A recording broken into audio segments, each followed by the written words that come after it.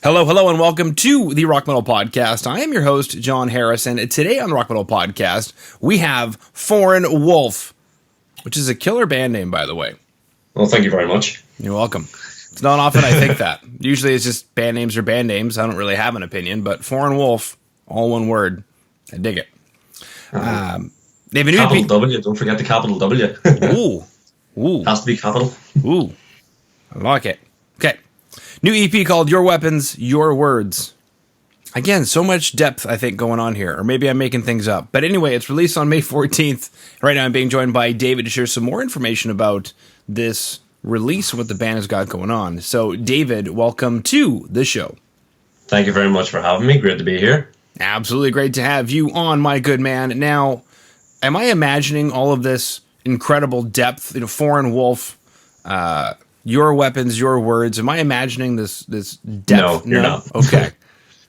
No, there's a lot of depth behind it. We're not a deep band. It's just when we're writing music, everything seems to be related more about sort of past experiences within each sort of member of the band. So any of the songs we have written, they're actually about us. It's not us trying to say, oh, here's a very serious topic, let's write a song about it.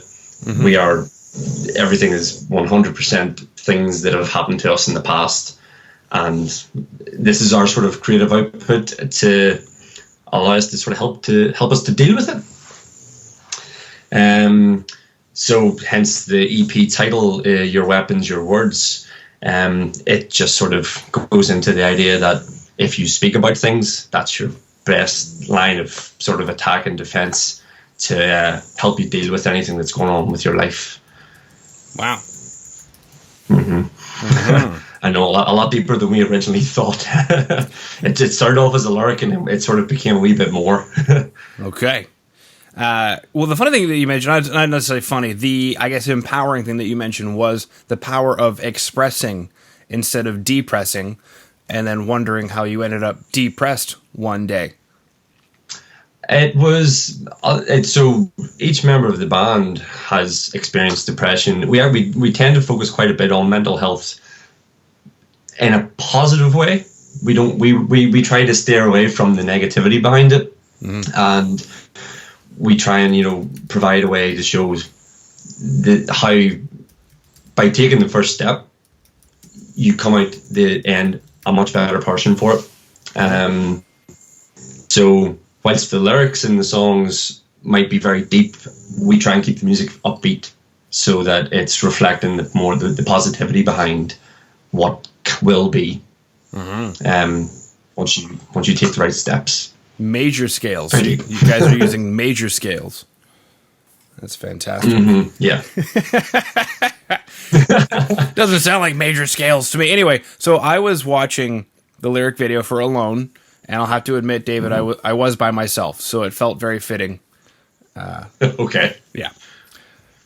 And it looks like this one is about a manipulative relationship, which I think a lot of people can relate to on varying levels, from I'm trapped in a basement all the way to I'm free, but I'm trapped mentally, spiritually, whatever. We've tried to sort of cover all of that as well. Obviously, I think the main thing would be an actual relationship with another person, and how you're afraid of being alone. So you yourself are almost trapping yourself in this relationship, and you're doing everything you can to try and maintain it, even though the other person involved could be manipulative, could just not be bothered with the entire thing. But you see it as a positive thing because at least you're not alone. Mm-hmm. At least you have a relationship. You're not that, so it can go down the thing with, we did it with another song where we sort of said you had a relationship with your depression as well, and treat it as such. So yeah, it covers as in depth as people want to get into it. But in particular, it was mostly about just a destructive relationship with another person. Yeah. Well, you brought up a great point, which is the other person is actually not doing anything. they're capitalizing on the fact that the person who's manipulated. I just woke up. Anyway, is investing all of the energy into it. Mm-hmm. And as a result, you're just causing, but it is. It's you're causing more harm to yourself then, but you're not seeing it because you're taking the positive out of it. And it's only, again, when you're out of the relationship, you look back and go, hindsight's 2020. Mm-hmm. It was a bad place to be. It sure was. And now I'm much better for it. So yeah. Well, then you mentioned something else you mentioned was, I'm going to call it an excuse, mostly because I found this book on our shelf that my wife had got from some therapist 10 years ago, when she was seeing a counselor for some, after our first child, she had some, what do you call that? Depression after you have... it's like postnatal depression. Yeah. I'm trying to remember the actual name for it. But anyway, so she saw a counselor for it, and one of the books that was recommended was Stop Making Excuses. And so for the last 10 years, I just haven't had the time to read it. But I finally found some time to read it, and one of the excuses is something like that. At least I have a relationship. Okay, well, it's like saying at least I have rabies. At least I have AIDS. Yeah. Maybe it's not good to have that thing. Maybe it's good to be empty-handed in this particular situation. Because if you don't have something bad, you have room to have something good. So you always still have something. Yeah, and the not being away from the something bad, it just gives you that opportunity to try and find something good as well. Mm-hmm. But again, you have to get past that in order to be able to open your eyes and see, okay, that was a bad thing. Let's move on now. And unless, of course, there's no limit. Sometimes than you think. Yeah. Especially if there's no limit, David. Oh, don't. That's even deeper again. All right. Well, if you're privy to getting into No Limit, then let's do it. If you're not, we can easily find something else to talk about. No, get into No Limit. It's being released tomorrow. I'm trying to think of dates. So it's released the 7th of May. So that's tomorrow for us. So it goes into addiction. Now, again, addiction covers everything. It could be addiction to coffee. It could be addiction to drugs. It could be addiction to alcohol. Mm-hmm. It's how that affects your life, how it brings you down in certain areas. We have a music video coming out for No Limit. It comes out tomorrow as well.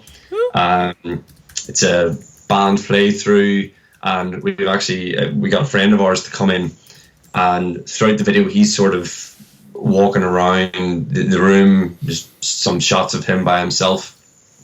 And the concept is we're not paying attention to him, but he's going around and he's going through addiction. And as it slowly progresses through the video, he gets worse and worse and worse, to the point where when we eventually take notice of him, it's almost like we're coming in as an intervention to him. Mm-hmm. We're screaming at him and we're saying, you're not on your own. We're here for you.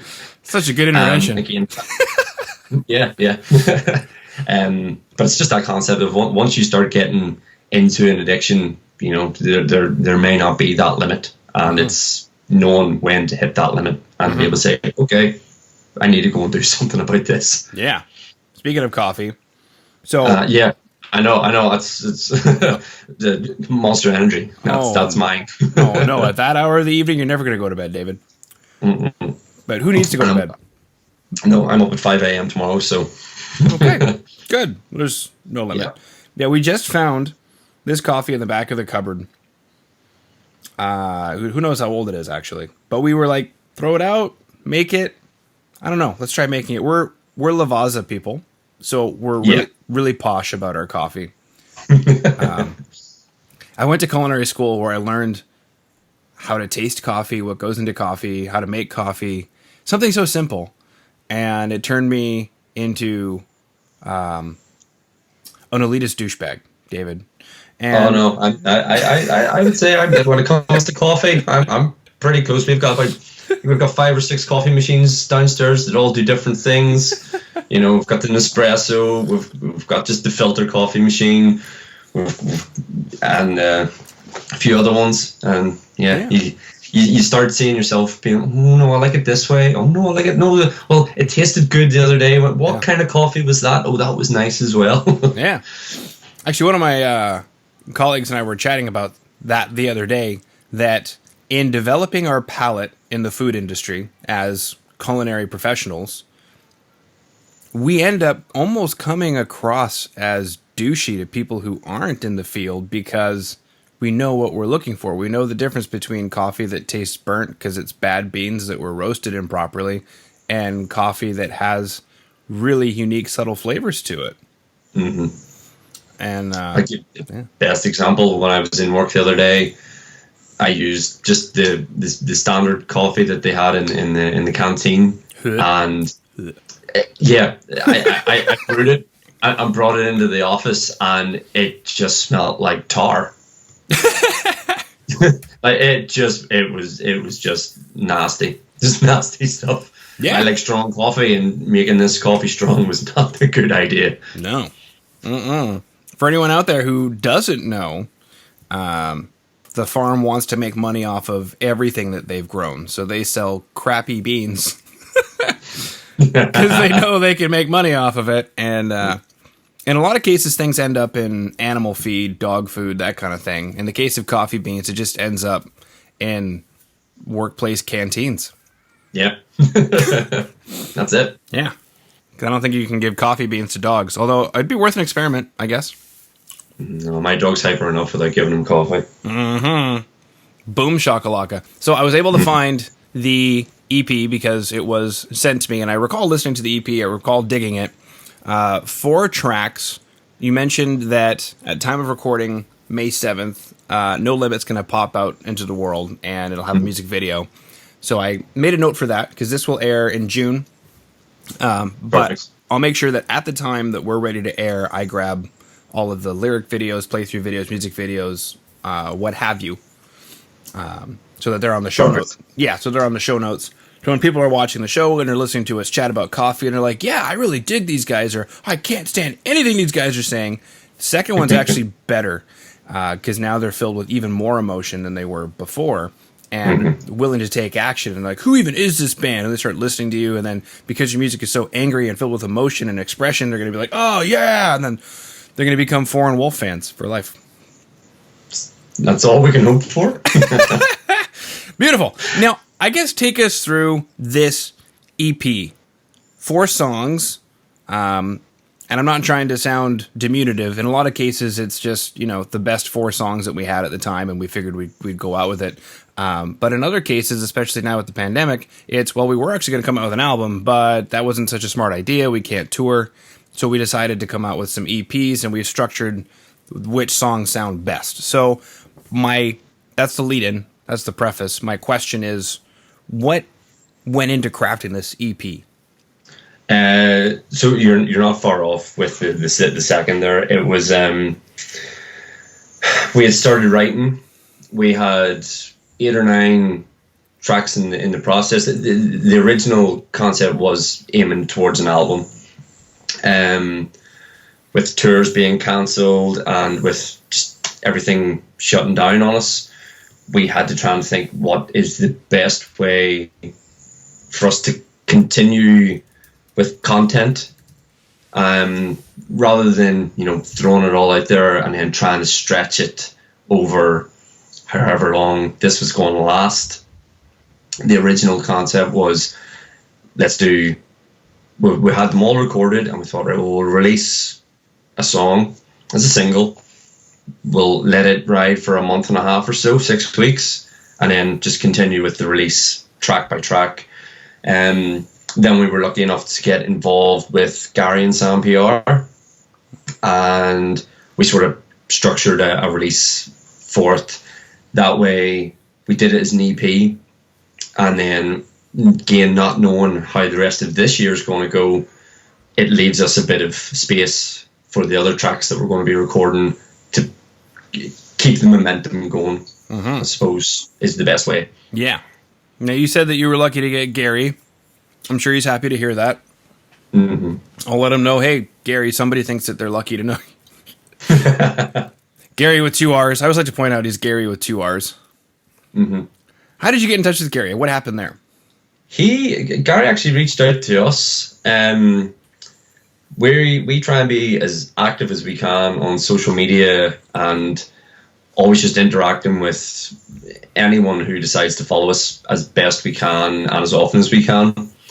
So I think Gary must have picked up on this. He had worked with a few bands from Ireland that we knew, and I think just through him following those bands, he came across us and sent us a message and asked if we'd be interested, if we had anything coming up. And it sort of just, it coincided very well with this release. So, it was no brainer. If someone is interested in your music and is willing to put a bit of time and effort into helping you promote it, you don't say no to that, especially when you've only been a band since 2019. Wow. You guys picked a good time to start a band. Oh, I know. But this is the surprising thing. The first EP that we released, again, it was self-released, but it wasn't done through a PR agency or anything like that. Yeah. It ended up getting, again, for only releasing it, and then automatically this lockdown happened within 3 months of the release. It gained a lot of traction. We got our Spotify for Artist result for 2020, and it was, we had reached 80 countries. We had 1,400 hours of listening. So just these numbers that just blew my mind, because we had played 5 shows wow. in Belfast. It wasn't as if we'd even went on a UK tour and played festivals. So it has opened our eyes anyway to what can be achieved just through social media. Yeah. There's a lot I could say about that. Most bands are doing social media as wrong as you can do it. Mm-hmm. But if you do know how to do it properly and you have a strategy in place, you could probably actually do very well. Mm-hmm. My recommendation to most bands is just get off of it. Use your personal pages if you have one to just say simple things like, hey guys, we're playing a show tonight at the, Whiskey A Go Go, 7 p.m. Gonna be lots of fun. Would love to see you there. And a picture of it and the address. Leave it at that. Mm-hmm. And if your personal page starts getting so crazy that you need to offload that traffic, then sure, get a band page. But a lot of bands get a band page everywhere, don't maintain it, don't do proper posting, and but it's good to hear that.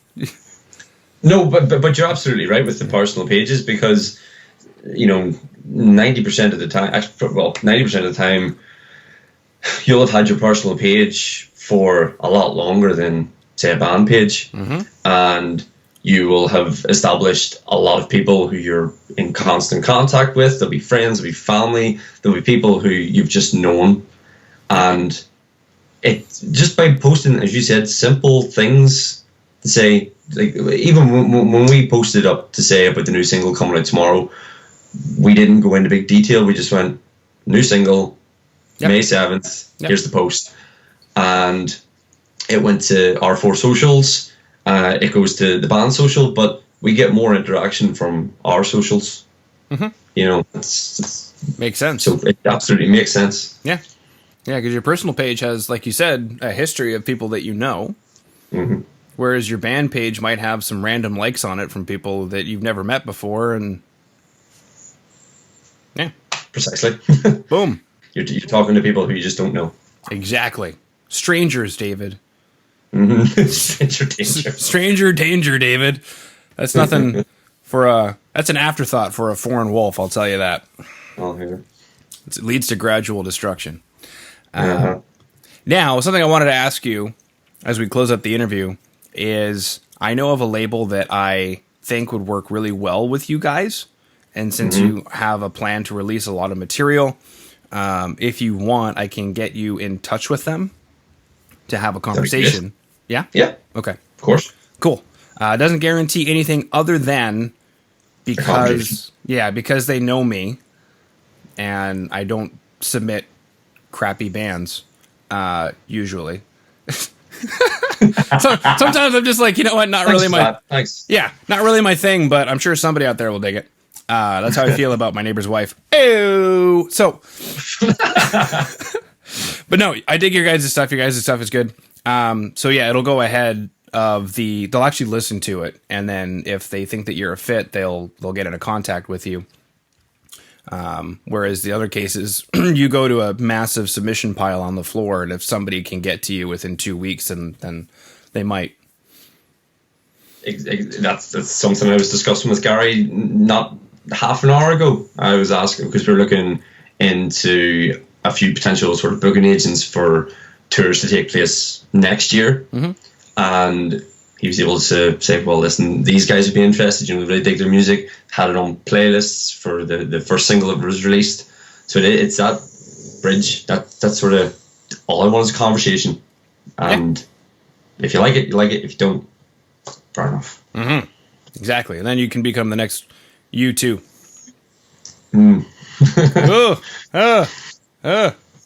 I was in a wedding band for a long time, and the same U2 songs have just, they're like ingrained into my mind in a very bad way. Yeah. You know, it's funny. Whenever I talk to people in Sweden and I mention ABBA, there's like all this pride.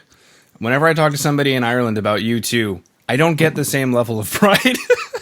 No, I mean, I think if you go and talk to anyone in Ireland about a band, to have pride about it is definitely Thin Lizzy. Okay. You know, everybody just loves Thin Lizzy. Yeah. There's statues of Phil down in Dublin now, so, you know, I don't know. You two maybe just went a wee bit too, I don't know. Everyone has their own opinion. All right. Groovy. So sweet. So everybody out there who's still listening in, number one, thank you. How are you today? Good? Beautiful. Because one of the things we chatted about was expressing your feelings. And this is something that I've read a lot in therapy literature is part of the reason. And it's so simple to say it out loud, but if you depress your feelings, you will eventually be depressed. So it's important to express your feelings so that you're expressive. And I know that scares a lot of people, and it might actually at first. When you've depressed so many bad things down and you start to cough those things up, it will be scary. But once they're gone, you can start to just become, and this is starting to get, foo-foo and woo-woo, but a conduit for life. Just an electrical conduit for life. And as things come, they just filter through you. And that's the gift of life, David. That's it. How addiction can be anything. And tremendously, oh my goodness gracious, excuse me. Crappy coffee from like 2 years ago.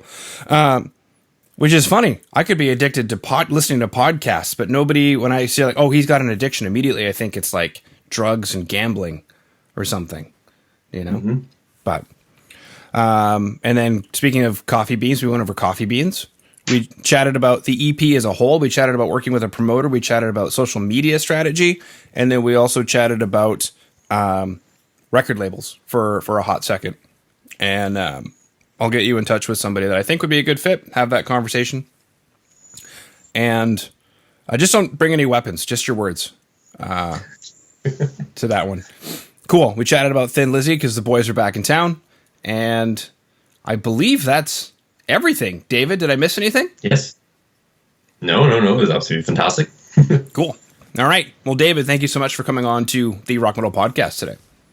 My pleasure. Thank you very much for having me.